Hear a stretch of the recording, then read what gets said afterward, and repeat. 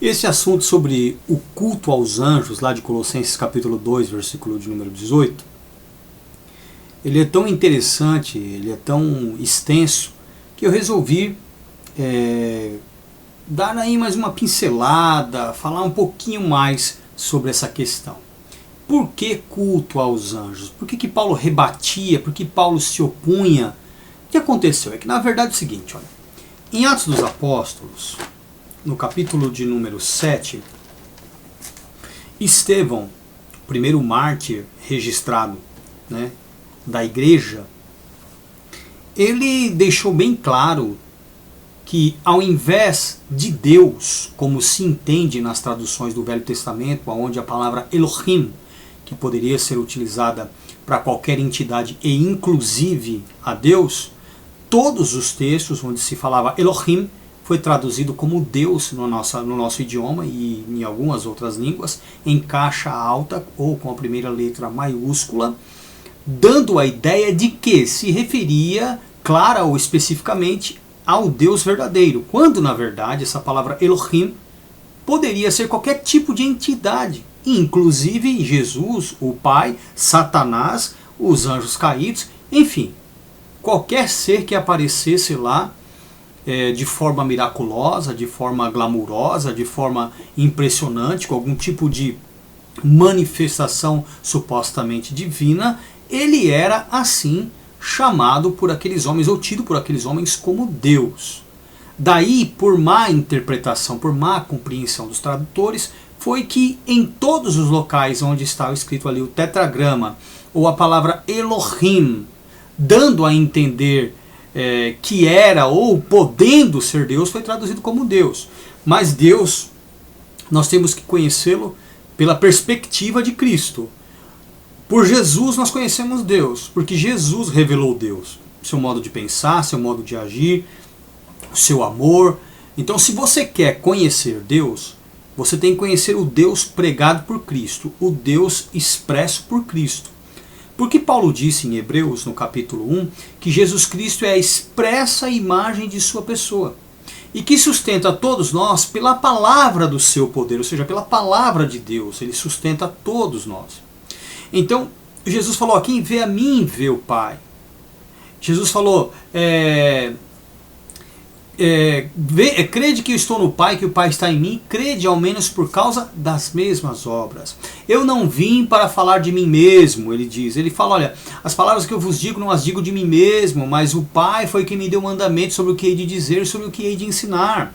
Ele falou, eu não vim para fazer a minha vontade, mas a vontade daquele que me enviou. Então tudo em Cristo, desde o seu comportamento, a forma, o seu ensino, a sua manifestação de amor, de carinho, a sua caridade, a sua misericórdia, os seus sinais miraculosos, ali o seu dom como um exorcista, tudo isso era a expressão do Pai. Pelo fato de Cristo ter aberto mão de sua própria vontade, de fazer aquilo que ele julgava ser melhor, de viver como qualquer outra pessoa, ele deixou com que as pessoas vissem Deus vivendo através dele. Então, como cheio de Deus, ele viveu. Deus por ele estava ali, andando entre os homens. Não que Cristo fosse o Deus Pai, mas como representante de Deus, ele expressava a sua pessoa e pelo Pai possuí-lo, pelo Espírito, ele andava entre o povo. Então quem o via, quem o ouvia, tudo nele manifestava, revelava Deus. Desde o nome, a forma como ele se portava, o que ele expressava, o seu ensino, seu carisma, seu amor, sua caridade. Então, para se conhecer Deus, ou para se fazer uma tradução da antiga aliança ou do Antigo Testamento, na Torá, do Taná, o Antigo Testamento inteiro, para que se houvesse uma tradução correta, para se entender ou interpretar na versão da tradução dessa palavra Elohim, que é polissêmica no sentido de se referir não só à divindade propriamente dita do Pai, mas qualquer outro ser que aparecesse ali manifestando algum tipo de sinal miraculoso, deveria ser baseada na expressão de Cristo. Porque quando você olha para Jesus e você vai para o Velho Testamento, você consegue ali, pela exposição que Cristo fez dos principados e potestades, ter uma ideia se quem estava atuando lá atrás, ou dizendo-se Deus, ou sendo venerado ou tratado como Deus, era realmente Deus. Você consegue entender o que eu estou dizendo? É mais ou menos assim, as pessoas sem a referência de Jesus Cristo, quando vão para o Velho Testamento, elas encontram uma divindade, ou mais de uma divindade, com comportamento, com postura, com pensamentos opostos àqueles que Cristo dá acerca do Pai. Vocês estão entendendo? Então, um indivíduo sem Jesus Cristo, ele não conhece a verdade. Jesus falou que ele manifestou o nome do Pai. Jesus Cristo deixa claro que ele expressou o Pai. Jesus Cristo deixa claro que o que ele ensinava, o que ele pregava, não era dele, era do Pai. Ok? Então, todos esses elementos que compõem um ser que Cristo expressou de maneira muito clara, muito óbvia, de quem Cristo dava testemunho, o Deus de quem Cristo era testemunha, o Deus pregado por Jesus Cristo, ele coloca em xeque a postura divina de todos que vieram antes. Então, quando você conhece o Deus verdadeiro por meio de Jesus Cristo, quando você vai para a Antiga Aliança, para o Antigo Testamento, você vê que ali existiam muitos farsantes, que ali existiam alguns que queriam ser, que falavam até coisas boas, mas daqui a pouco tropeçavam no quesito amor, misericórdia, compaixão, compreensão da debilidade, da fragilidade do ser humano, da vulnerabilidade do ser humano, não tinham onisciência, não tinham onipresença, diferente do Deus pregado por Cristo, que inclusive Cristo, por revelação, manifestava a onisciência de Deus quando ele, como profeta, revelava algum fato, como os profetas antes dele assim também o fizeram. Só que as pessoas, elas não conseguem compreender Deus pela perspectiva de Cristo, então fizeram uma fusão daquele panteão que agia lá atrás, porque lá tinham anjos em dúvida, anjos já que haviam se rebelado, né? Haviam anjos enviados por Deus. Jesus se manifestou algumas vezes lá atrás, como no Jardim do Éden, como quando falou com Abraão, como quando falou com Jacó. O Pai, Deus propriamente dito, ele se manifestou pouquíssimas vezes lá atrás. A Bíblia diz, inclusive em Hebreus, que Deus falou aos pais pelos profetas, e nesses últimos dias nos falou pelo Filho, por Jesus, a quem ele constituiu como mensageiro, né? Por quem ele também fez o mundo. Então, nós temos que entender Deus. Para você saber quando era Deus, veja bem, o que as pessoas não entendem é o seguinte: um representante de Deus, ele fala a palavra de Deus, mas nem sempre ele vai ter a postura de Deus, seja ele anjo ou homem. Vocês estão entendendo? Cristo conservou essa postura, mas ele deixava muito claro, era bem notório que ele era um ser humano que expressava Deus. Inclusive a salvação consiste nisso, em eu saber quem eu sou, compreender a minha fragilidade, minha debilidade, e me colocando ao serviço de Deus, me entregando ao seu poder, eu me vejo numa condição em que a minha natureza não exerce poder sobre mim, por conta da divindade que me assume e faz a sua obra e se expressa por meu intermédio. A salvação consiste nisso, mas o que eu quero que você entenda é que tanto anjos quanto homens falíveis podiam ter uma postura, por algum tempo divina, por algum tempo nobre, trazer ensinos, palavras de vida poderosíssimas, e daqui a pouco estar ajuizando, julgando, condenando, não tendo misericórdia, eliminando, matando, jogando praga, castigando, levando para o lado pessoal, não tendo a estrutura divina que Cristo lutou, que você vê ali a luta de Cristo para conservar aquela misericórdia de Deus, aquela compaixão de Deus. Ele foi tentado a não ter misericórdia e a se portar como os que vieram antes dele, a quem ele chama de ladrões e salteadores, até o momento da sua crucificação. Na cruz, ele foi tentado a amaldiçoar, a sair daquela condição, a não se admitir como emissário, como enviado de Deus, como profeta, como o Messias de Deus. Foi complicado.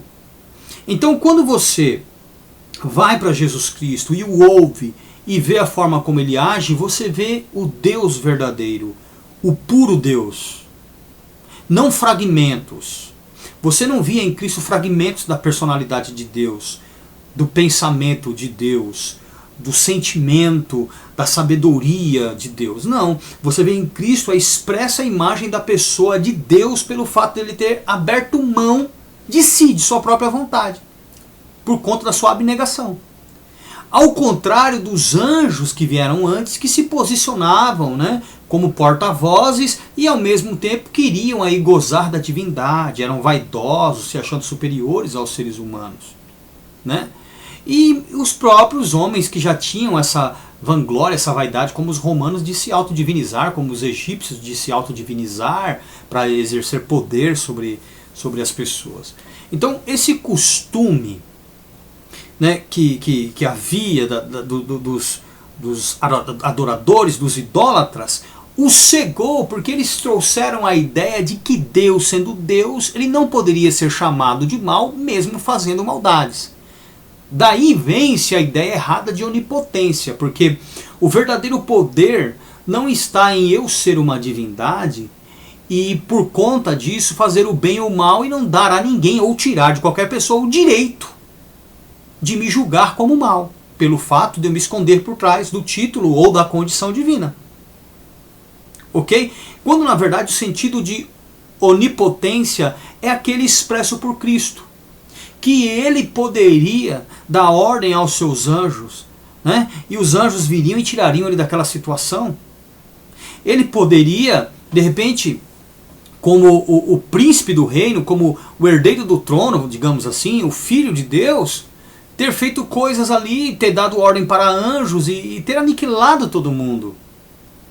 E você vê que inclusive o Pai de Cristo poderia ter tomado vingança no momento em que os homens o crucificaram, mas o Pai suportou, porque o Pai estava entregando seu filho em sacrifício a uma entidade que pedia sacrifício humano. Então Deus entregou o seu filho para comprar toda a humanidade. Só que olha que coisa, o filho foi entregue em sacrifício, mas Deus poderia reavê-lo pelo fato do filho nunca ter se contaminado como o resto da humanidade com pecado, ou ter se deixado influenciar pelas potestades malignas ao comando de Samael, de Satanás, como o resto da humanidade desde o jardim se deixou influenciar.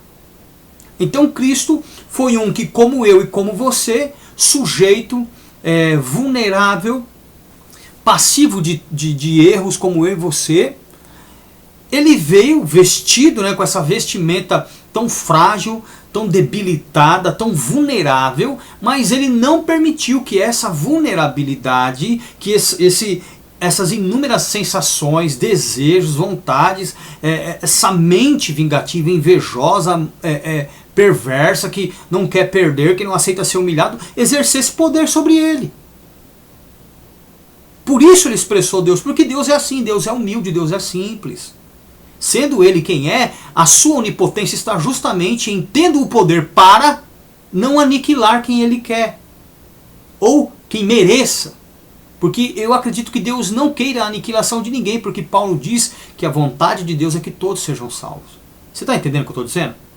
A vontade, Deus é puro amor, aonde há amor não há trevas.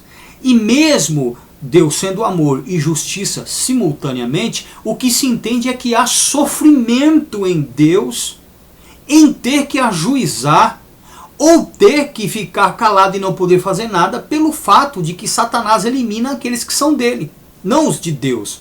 Porque um de Deus que padece justamente agrada a Deus com a sua honra, com a sua dignidade. Mas aquele que não é de Deus, ele não só não tem a intercessão de Deus, como ele vai morrer e a sua alma vai se perder, porque aquele que exerce poder sobre ele, ainda que por meio de outras entidades, é Samael. Mas, no final, o único que tem o poder para fazer perecer no lago de fogo e enxofre, que é o juízo, inclusive dos anjos caídos, e dos homens que a sua imagem e semelhança, né, dessas entidades viveram na prática do pecado, é ali o lago de fogo.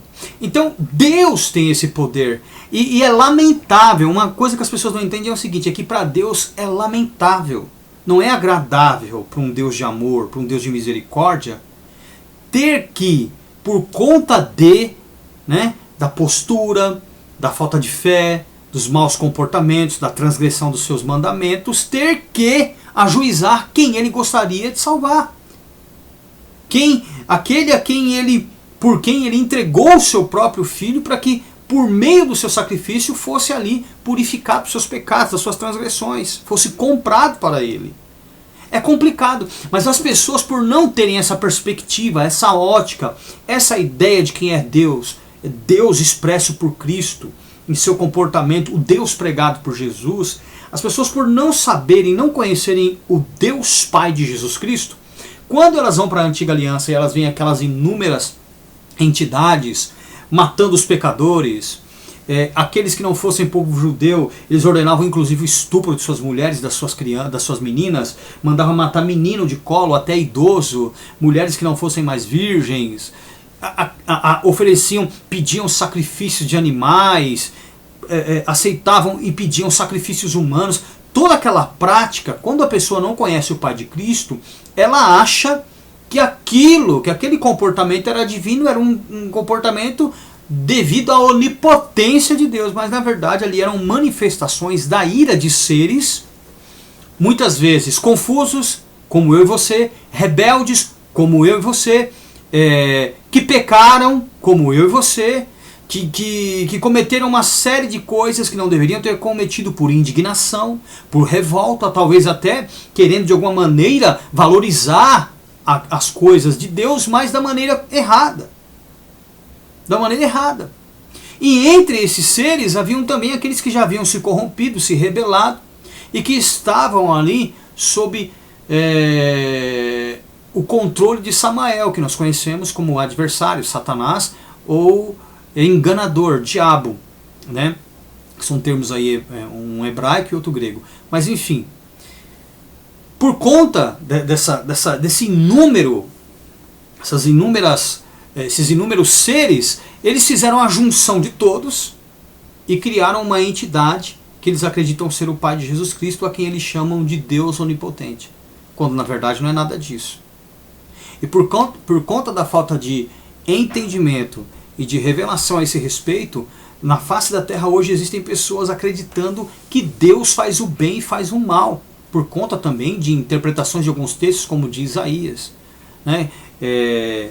Eu criei como é que fala?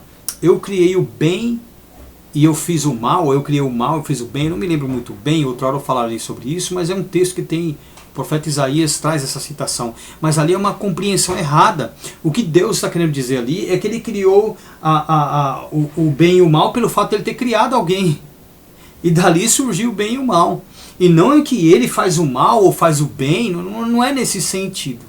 Mas uma hora nós estaremos falando disso especificamente. O que eu quero que você entenda nessa pregação de hoje é que Jesus Cristo é a expressa imagem da pessoa de Deus.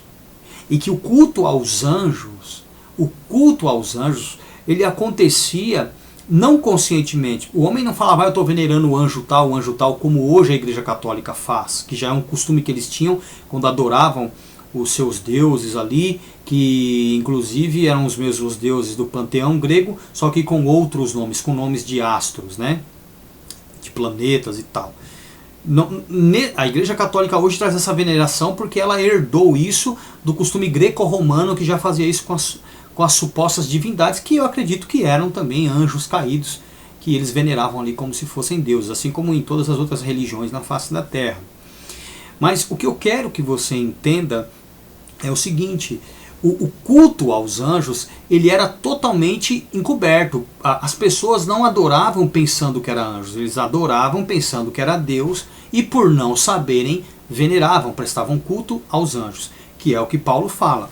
Então vamos voltar lá, Colossenses, eu ia ler aqui em Atos 7, nós vamos voltar aqui para Atos 7, só que antes eu quero ler esse texto, que é o texto de Colossenses, capítulo de número 2, que inclusive foi a base para o culto aos anjos, que eu encontrei, estava lendo um estudo, uma explanação, digamos assim, de um indivíduo aonde ele disse que o culto aos anjos, olha só, que o culto aos anjos era uma doutrina que estava sendo introduzida na igreja e que Paulo estava combatendo. Na verdade, isso é uma mentira. Isso é uma mentira.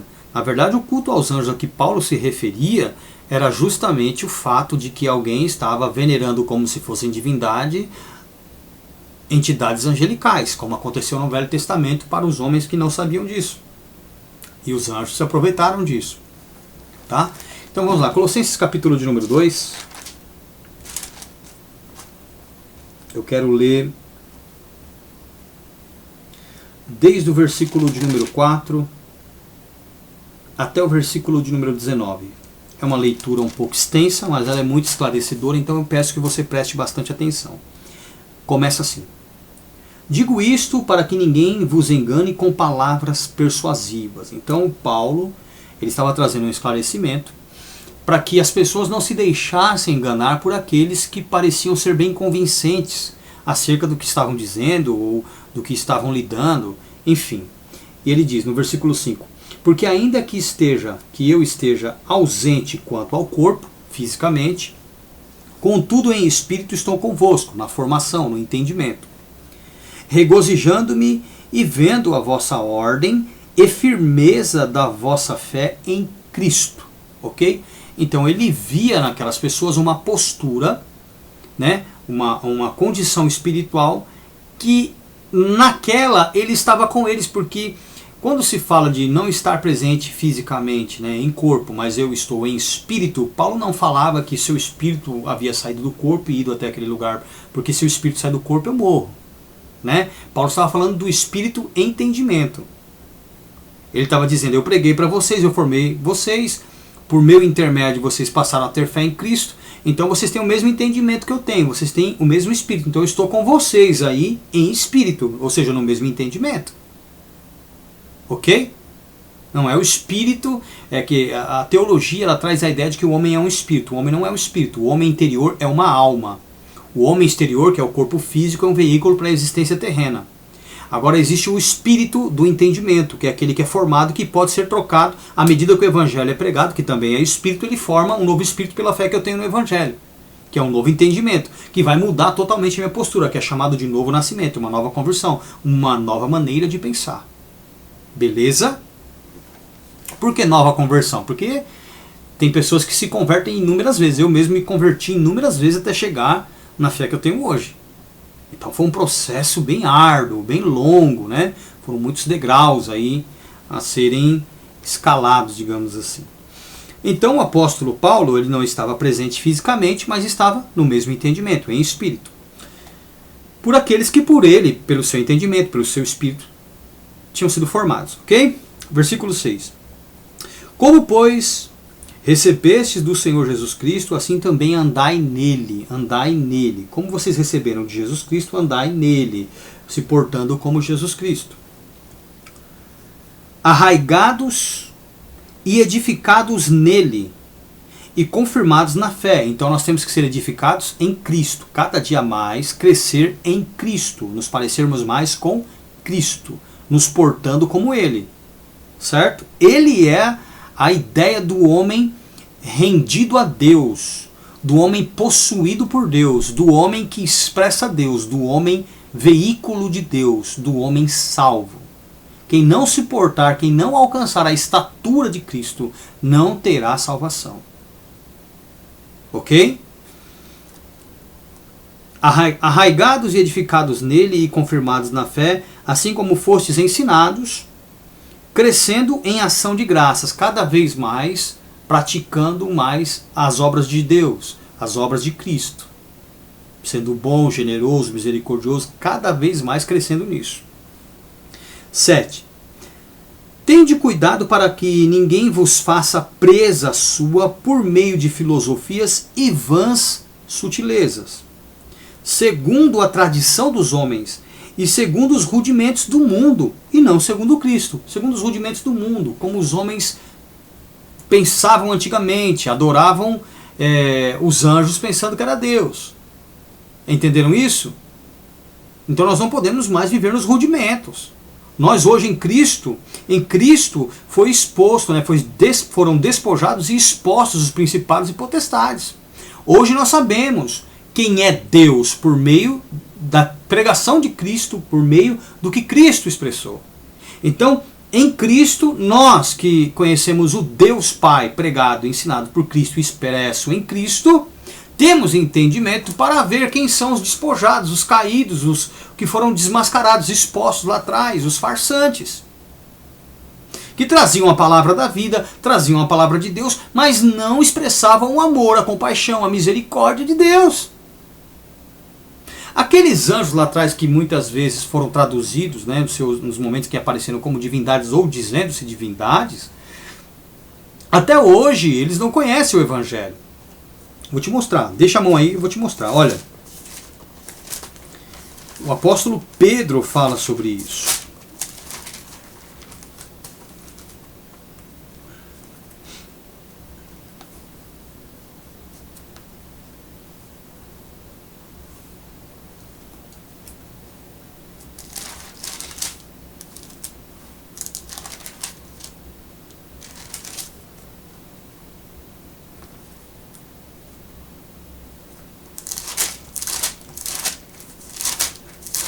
Só um instantinho, porque faz muitos anos que eu não leio isso.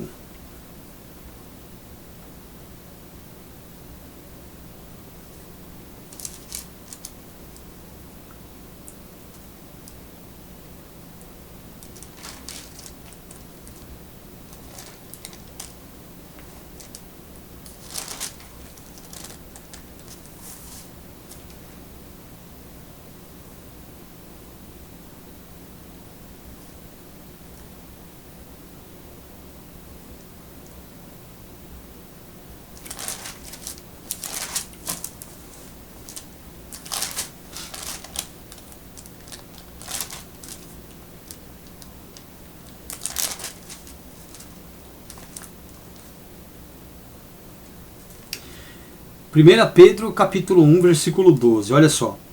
Aos quais os profetas foi revelado que não para si mesmos, mas para nós, eles ministraram estas coisas que agora vos foram anunciadas por aqueles que pelo Espírito Santo enviado do céu vos pregaram o Evangelho, para as quais coisas os anjos desejam bem atentar. Outras traduções dizem perscrutar, investigar, ou seja, os anjos procuram saber, procuram conhecer. Eles estão, quando nós estamos pregando, eles estão aprendendo. Paulo fala também em Efésios, olha só, Efésios. Isso aqui que eu estou dizendo para você, isso aqui é coisa preciosa, meu irmão. Isso aqui não é qualquer pessoa que tem acesso a isso não. Olha só, Efésios 3, do 8 ao 10, olha o que diz. A mim, o mínimo de todos os santos, me foi dada esta graça de anunciar entre os gentios, por meio do Evangelho, as riquezas incompreensíveis de Cristo e demonstrar a todos qual seja a dispensação do mistério que desde os séculos esteve oculto em Deus que tudo criou. Para que, agora, pela Igreja, a multiforme sabedoria de Deus seja conhecida dos principados e potestades dos céus. Ou seja, a multiforme sabedoria de Deus é manifesta aos anjos por meio da nossa pregação. Nós recebemos a revelação de Deus, a qual os anjos perscrutam, investigam, tentam entender. Eles não têm a revelação que nós temos. Porque nós, na nossa fragilidade, nos aproximamos mais de Deus do que eles. Eles não têm a nossa fragilidade. Deus, ele é um ser mais humano do que você imagina. Aí você vai virar para mim e falar, poxa, mas está escrito que Deus não é homem para que minta e nem filho do homem para que se arrependa. Olha só, ele não é homem para que minta. Ele não é homem para mentir. Então essa parte do homem que é enganosa, Deus não tem. E nem filho do homem ou descendente de um homem, né? Então ele não é homem para que mentir e nem filho do homem para que se arrependa. Ou seja, só se arrepende quem é filho do homem porque é nascido em pecado.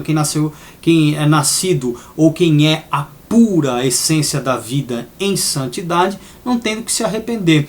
Agora, se Deus matasse, jogasse praga, ordenasse estupro, né, fosse violento, não entendesse a fragilidade humana, aí sim ele teria do que se arrepender. Pegou? Mas enfim. Voltando para Colossenses capítulo de número 2, versículo de número 8. Tendo cuidado de que ninguém vos faça presa sua por meio de filosofias e vãs sutilezas, segundo a tradição dos homens, segundo os rudimentos do mundo, e não segundo Cristo. Porque nele, em Cristo, habita corporalmente toda a plenitude da divindade. Ele foi a expressa imagem do Pai. Deus estava nele.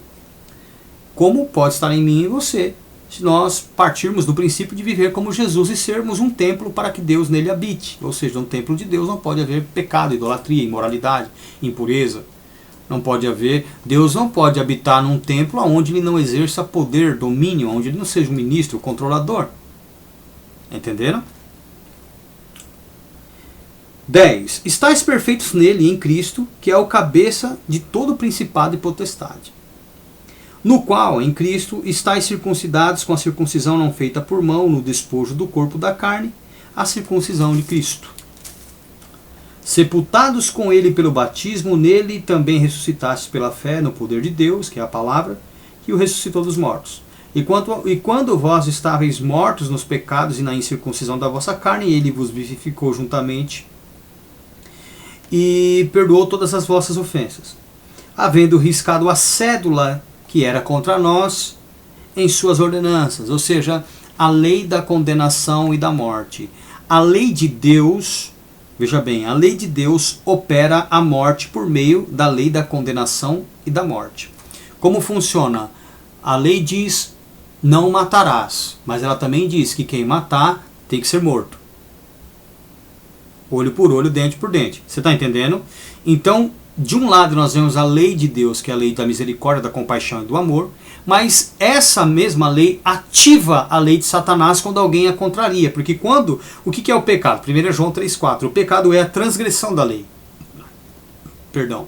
Quando eu peco, eu entro debaixo do poder de Satanás ou dou legalidade para que Satanás exerça poder sobre mim ou me ajuize. Quando eu confesso, a minha justiça é restaurada. Então eu saio de novo do poder dele. Compreenderam isso? Por isso que você não pode ter uma vida encoberta.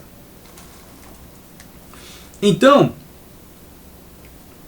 esta cédula que nos era contrária nas suas ordenanças, ela foi riscada, né? Olha só, havendo riscado a cédula que era contra nós nas suas ordenanças, a qual de alguma maneira nos era contrária, e a tirou do meio de nós, cravando-a na cruz. Todas as sentenças, toda a transgressão da lei que havia nessa cédula foi cravada na cruz. Cristo morreu pelo meu e pelo seu pecado, pela nossa desobediência, transgressão à lei de Deus. Entendeu? Vamos lá. E despojando os principados e as potestades, ou seja, os poderes angelicais, os anjos, os expôs publicamente e deles triunfou em si mesmo. Como é que ele os expôs publicamente? Quando por meio de Cristo eu conheço o Deus verdadeiro, quando eu olho para quem eu pensava que era Deus, vejo a sua postura, a sua ideia, as suas ordens, aquilo que ele pedia como culto, e percebo logo de cara que ali não é o Deus expresso em Cristo. Então aquele ser de oculto, ele passa a ser exposto. Eu consigo saber com quem eu estou lidando. Eu estou vendo agora. Agora eu sei quem é. Ele não me engana mais. Ele não é mais um diabo, um enganador. Agora eu sei quem ele é. Ele não é mais o meu Deus. Por quê? Agora eu conheço o verdadeiro. E o verdadeiro, expresso, pregado por Cristo, me dá entendimento para que eu saiba quem é o falso. Você entendeu? Cristo me revela o verdadeiro. E o verdadeiro me dá a ideia, me mostra quem é o falso, me revela o falso. Você nunca conhece o falso senão pelo verdadeiro, nem o verdadeiro pelo falso. O falso tende a ocultar o verdadeiro. Então Satanás, ele entrou nesse chamado cristianismo, que não tem nada a ver com o meu, certo? Ele entrou e trouxe todo o seu grupo, né, as entidades que agiram lá atrás em desobediência, os rebeldes, os amotinados, aqueles que sob sua influência hoje exercem poder nas trevas, ele trouxe todos eles e fez uma fusão com a crença que nós tínhamos no verdadeiro, deixando o verdadeiro de lado, escondendo-se, né, ou deixando-o escondido por trás da personalidade que ele criou, de onipotência trevosa, maligna. Como eu expliquei, que a verdadeira onipotência é justamente eu ter o poder para e eu não fazer aquilo. Diferente de Satanás, que tinha o poder para matar e matava.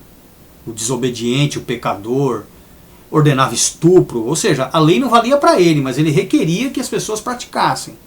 Mas as pessoas estavam livres de qualquer juízo se cometessem a transgressão por intermédio das suas ordens. Por exemplo, não matarás. Aí ele chegava e falava para o povo, olha, entra na cidade e elimina todo mundo. Peraí, por baixo, por trás da ordem dele, você podia ser um assassino. Ou você não seria considerado um assassino mesmo se matasse, por conta de você estar debaixo do poder, da autoridade, da ordem dele. Você vê aí uma postura de um Deus transgressor. Não matarás, mas vai lá e mata.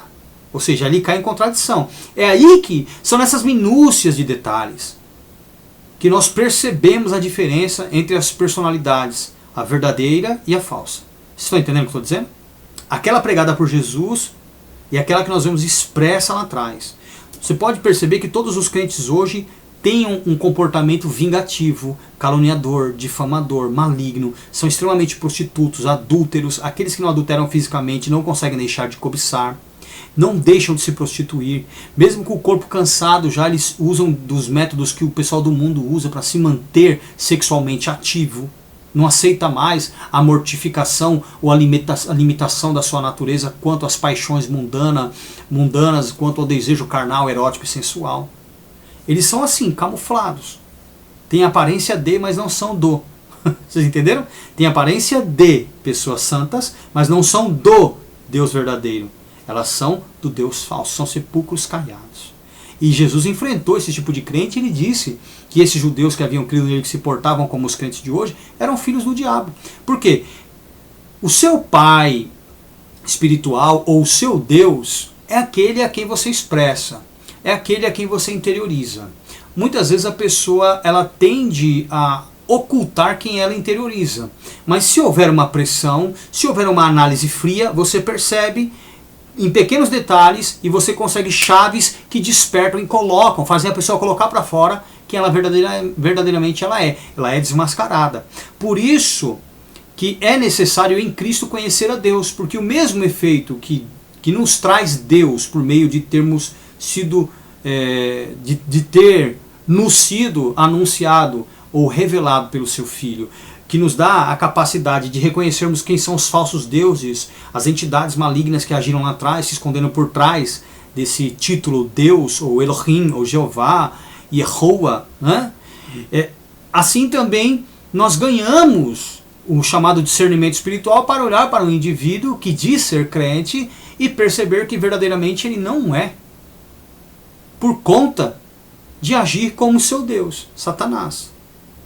Vocês entenderam como é tremendo isso? Então, olha, continuando aqui, versículo 15, e despojando os principados e potestades, os expôs publicamente, e deles triunfou em si mesmo. Portanto, ninguém vos julgue pelo comer, que era o que eles faziam, pelo beber, que era o que eles ordenavam naquelas leis, ou por causa dos dias de festas, né?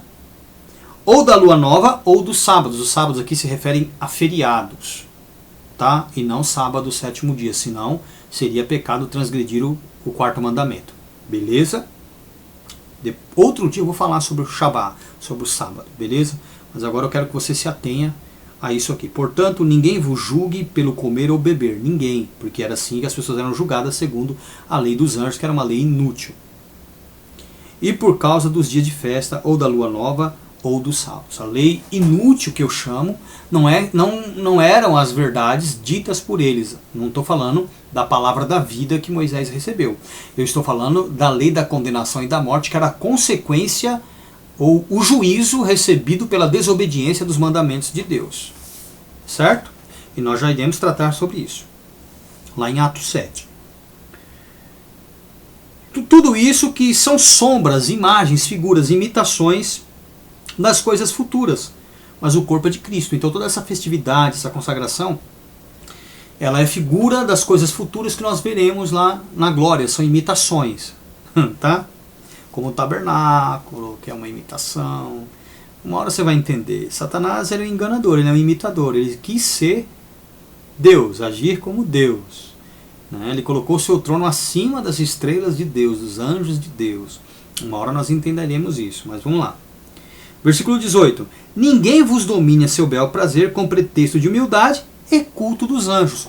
Tudo isso que Paulo vem combatendo aqui era justamente a questão do culto dos anjos.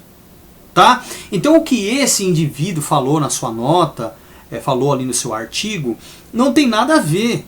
Não estava sendo introduzido dentro da igreja nenhum culto aos anjos. Esse culto aos anjos, ele veio pela Igreja Católica, lá para o quarto, quinto século, mas antes disso os anjos não eram adorados como anjos, eles eram vistos como divindades.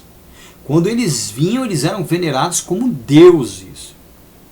E muitos aceitavam culto, pediam sacrifício, pediam altar até para outro.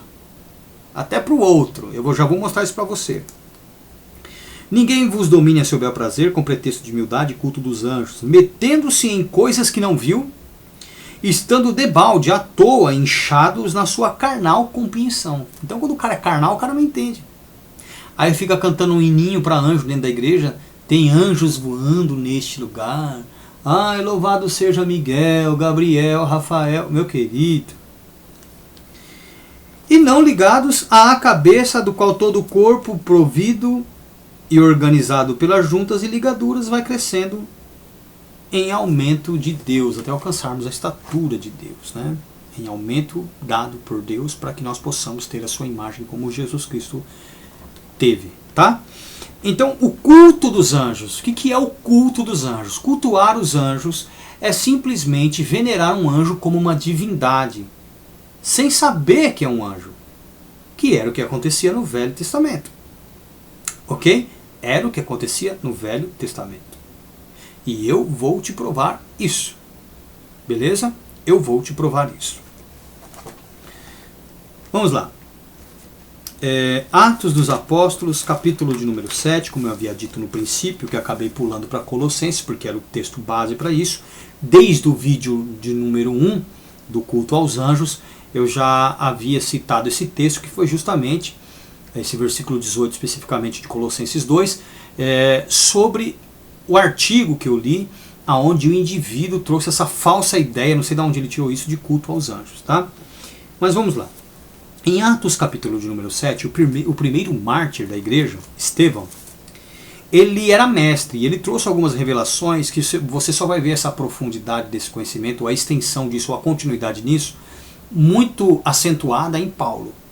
Paulo fez questão de desmascarar o falso Deus. Fez questão. Você vê que ele bate muito nessa tecla. Então, começa assim, olha.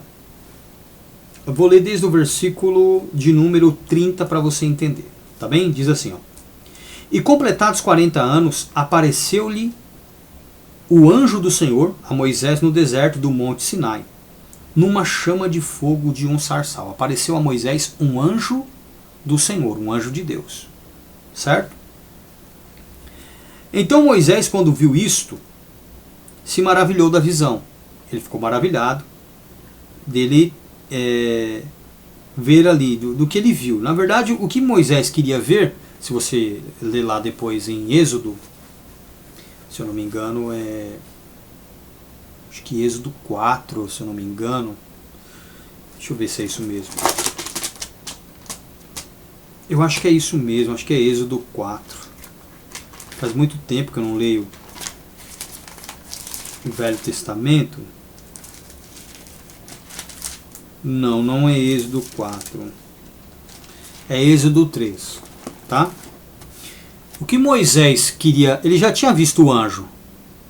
O que Moisés queria entender, queria prestar mais atenção, era por que a sarça ardia, ou seja, estava em chamas e não se consumia. Só que quando ele foi para lá, quando ele se virou para ver o que era aquilo, olha o que aconteceu. Versículo 31. Então Moisés, quando viu isto, se maravilhou da visão e, aproximando-se para observar, foi-lhe dirigida a voz do Senhor. Aqui o termo foi-lhe dirigida a voz do Senhor se refere ao que foi dito e não a pessoa que estava dizendo. A pessoa que estava dizendo não era Deus, era um anjo. O versículo 30 diz assim, ó, e completados 40 anos apareceu-lhe o anjo do Senhor no deserto do Monte Sinai, numa chama de fogo de um sarçal. Então quem estava lá era o anjo que até então era do Senhor. Beleza? E quando Moisés viu isto, se maravilhou da visão e, aproximando-se para observar, foi-lhe dirigida a voz do Senhor, a palavra de Deus. Aquele anjo trouxe uma palavra de Deus, uma ordem de Deus. Correto? Não era Deus, mas ele trouxe a palavra de Deus, a voz do Senhor. Beleza? Sabe quando um profeta de Deus mesmo profetiza e você fala, puxa, isso foi a palavra de Deus, isso foi a palavra do Senhor. É nesse sentido. E não que aquele ser fosse Deus, porque não era, era um anjo. Beleza? Dizendo, o que essa palavra dizia? Eu sou o Deus de teus pais, o Deus de Abraão e o Deus de Isaac, o Deus de Jacó. E Moisés, todo trêmulo, não ousava olhar. E disse-lhe o Senhor, por intermédio do anjo, por meio da palavra que o anjo estava trazendo: tira as sandálias dos seus pés, porque o lugar em que está é terra santa. Tenho visto atentamente a aflição do meu povo, que está no Egito, ouvi os seus gemidos, e desci a livrá-los. Agora, pois, vem e enviar-te-ei ao Egito. Então, olha só. Deus falou por intermédio desse anjo. Trouxe a ele a ordem que era para ser dada a Moisés. Não que esse anjo fosse Deus. Ficou entendido isso, né? Versículo de número 35. A este Moisés, ao qual haviam negado, o povo como posso dizer, não o aceitava, dizendo, quem te constituiu príncipe e juiz, a este enviou Deus como príncipe e libertador pela mão do anjo que lhe aparecera no sarçal. Então esse anjo ele foi enviado para auxiliar Moisés. Certo? Não era para Moisés servir esse anjo. O anjo veio para servir Moisés, para ajudar Moisés. Porque a missão foi dada a Moisés. Olha, presta atenção. A este Moisés ao qual haviam negado, dizendo, quem te constituiu príncipe e juiz, a este Deus enviou como príncipe e libertador. Deus enviou quem como príncipe e libertador? Moisés. Pela mão do anjo que lhe aparecera no sarçal. Então o anjo veio para servir de mão, servir de auxílio, de apoio, para ajudá-lo nessa missão que lhe foi confiada. Só que este anjo, meu querido, minha querida, ele começou a se portar como se fosse Deus para Moisés. Ele não aceitou servir Moisés, auxiliar Moisés, ajudar Moisés na missão que Deus lhe incumbiu. Aqui começa todo o problema. Mas vamos lá.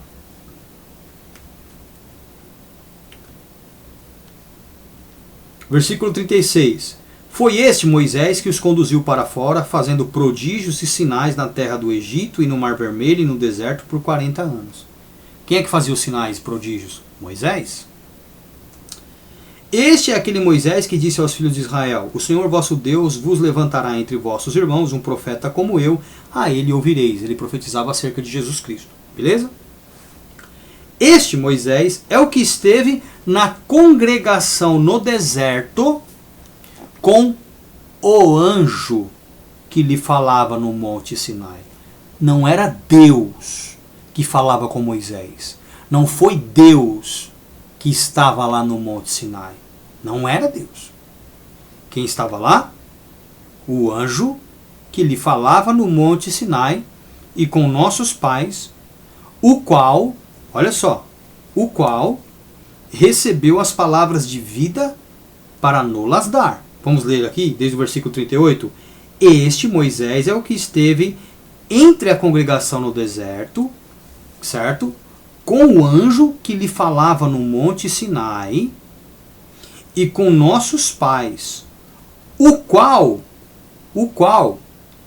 Moisés recebeu as palavras de vida para nolas dar. Quem recebeu as palavras de vida para nolas dar foi Moisés, certo? E não o anjo. Mas o anjo falava no monte Sinai. Beleza? E Moisés recebia essa palavra de alguém. De quem que ele recebia essa palavra? Obviamente que ele recebia desse anjo. Só que o anjo não falava para o povo.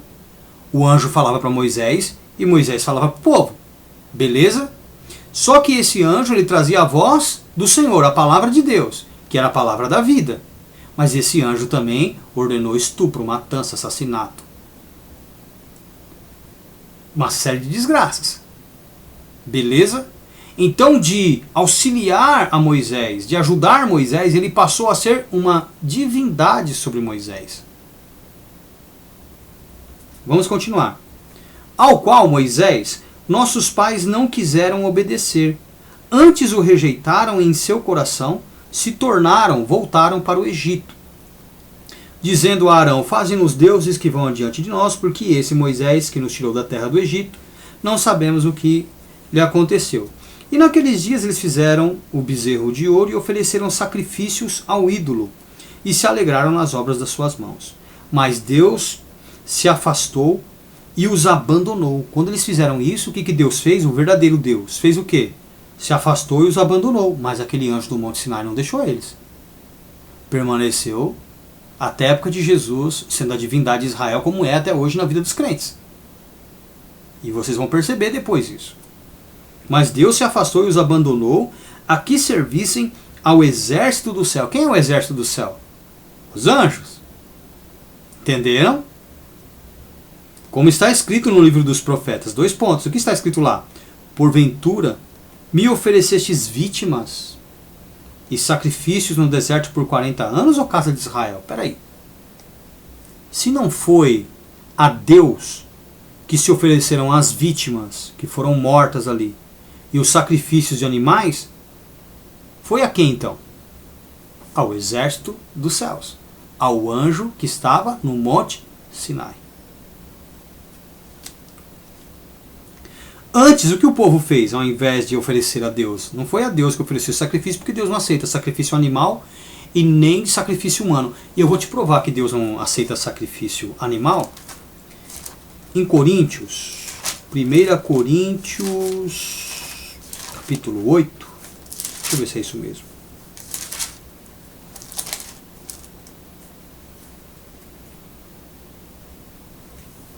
Não, é 1 Coríntios 11, não, 10, 20. 1 Coríntios 10, 20, ó. Olha só. Antes digo que as coisas que sacrificam, as sacrificam a demônios e não a Deus. E não quero que sejais participantes com os demônios. Esse texto aqui, do versículo 14 até o versículo 21, aliás, o capítulo inteiro, Paulo está falando sobre o povo de Israel, a quem eles ofereciam sacrifício, a quem eles serviam. E quando chega no versículo de número 20, você vai ver isso muito claramente na Bíblia revista e atualizada, onde eles tiraram todos os acréscimos dedutivos. Você vai ver lá escrito assim, olha. Antes digo que as coisas que sacrificam, sacrificam-nas a demônios e não a Deus. E não quero que sejais participantes com os demônios. Ok? Então os sacrifícios que foram feitos pelo povo de Israel foi a demônios. E o termo demônio é usado para se referir a anjos rebeldes. A Satanás e os seus anjos. Entenderam isso? Ninguém nunca te disse isso, né?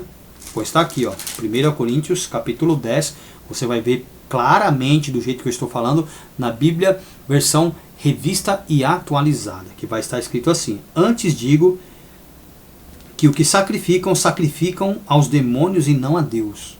E não quero que sejais participantes com os demônios. Tá aí. Mas vamos lá. Voltando para o capítulo 7, versículo 43. Antes, ao invés de sacrificar a Deus, sacrificaram aos demônios, que eram os anjos rebeldes. Antes tomaste o tabernáculo de Moloque. Ué, mas aquele tabernáculo que Moisés teve a visão não era de Deus então? Porque o único tabernáculo que fala na antiga aliança é aquele que todo mundo diz que é o tabernáculo de Deus. E Moisés teve uma visão, que em Hebreus está escrito que era sombra, imitação do verdadeiro.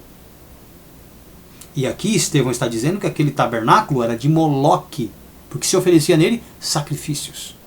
Só que o termo Moloque, como eu já havia dito em uma outra pregação, sobre que Deus não pede sacrifício animal nem humano, o termo Moloque, ele se assemelha muito a Malaque, porque em hebraico as duas palavras são compostas pelas, o que seria no nosso idioma, consoantes Mem, Lamed e Kof, que seria equivalente ao nosso M, L e K, ou Q.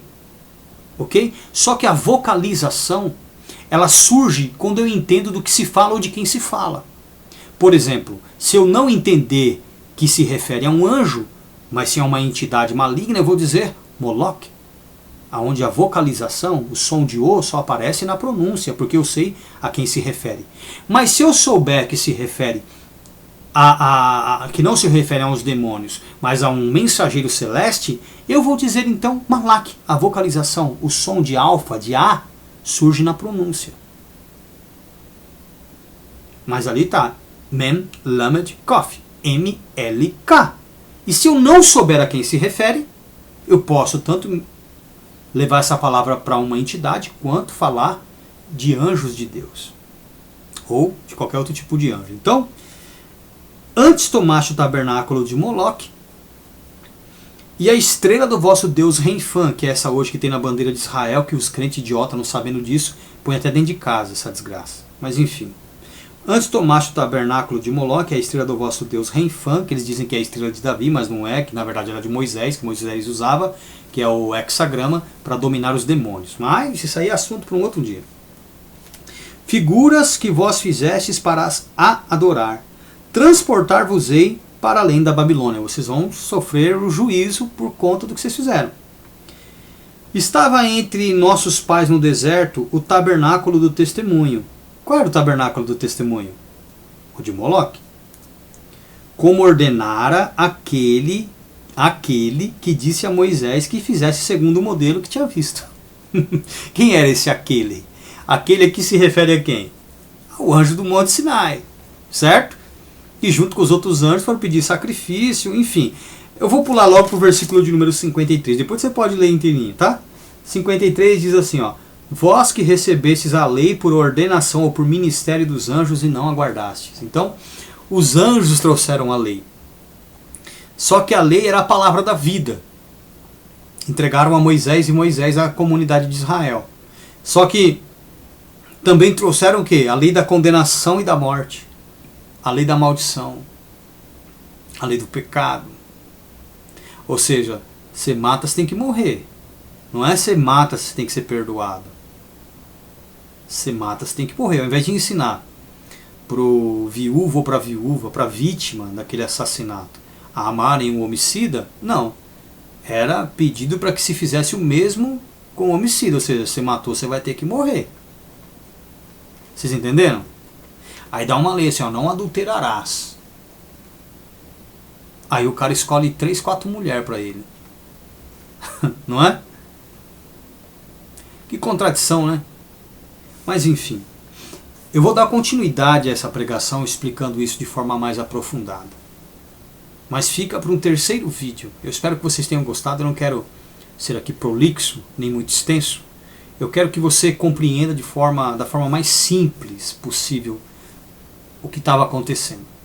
E lembre-se, Jesus Cristo despojou os principados e potestades e os expôs publicamente.